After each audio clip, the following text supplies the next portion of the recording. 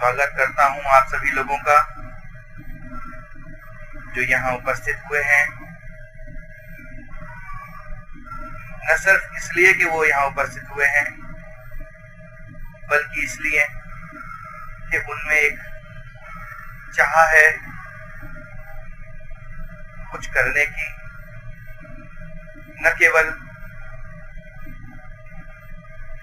इस दुनिया की चीजों को पाने की, बल्कि जिसे हम लोग परलोक कहते हैं, मृत्यु के बाद जहां हम जाते हैं उस लोक, कुछ समय के लिए कुछ करने, कुछ पा लेने की, कुछ कमा लेने की।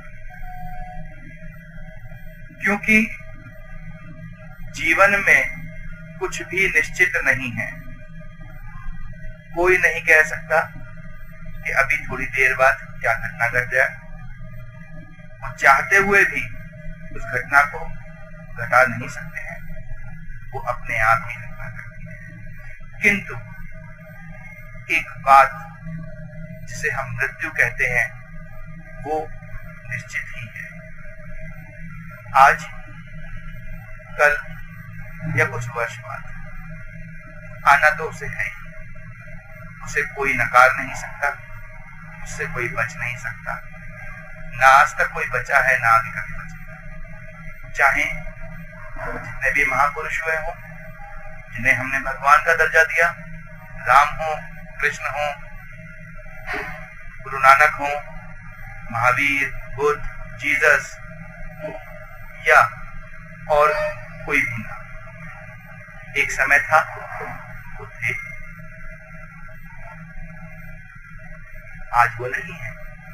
आज केवल उनका नाम और उनके विचार या जो उन्होंने मार्गदर्शन कराया था, वो मार्गदर्शन हमारे लिए। लेकिन इतनी मूर्खता मनुष्य ने आज तक की है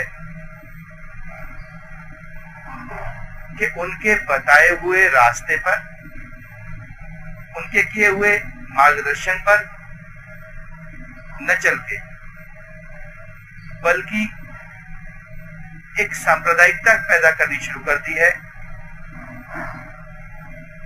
कोई कहता है कि मैं मोहम्मद को मानता हूं, इस्लाम को मानता हूं, मैं मुसलमान हूं। कोई कहता है मैं हिंदू हूं। हिंदू भी अपने आप में कोई राम के, कोई कृष्ण के या कोई और किसी देवी देवता के पुजारी बन जाते हैं। मगर ये सब होने के बाद एक जो चीज भूल जाते हैं वो ये कि मानव कहां चला गया, मनुष्य कहां चला गया। क्या इस दुनिया में कोई मनुष्य बाकी है? जिससे भी पूछें वो बता देगा कि मैं सिख हूं, मैं ईसाई हूं, मेरा ये धर्म है।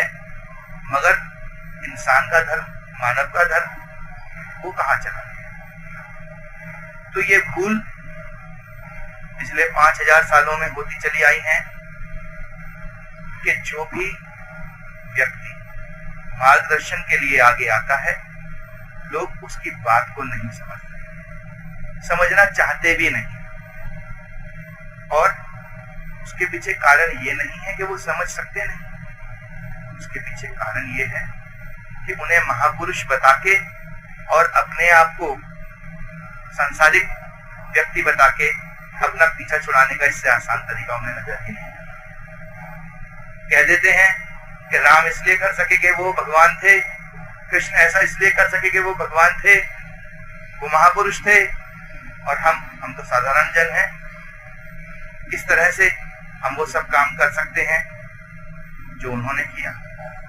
मगर मैं कहता हूं वो आपसे भिन्न नहीं थे।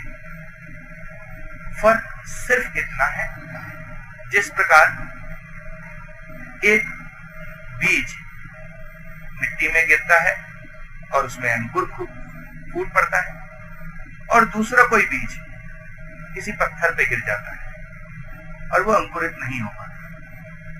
तो जो बीज हमको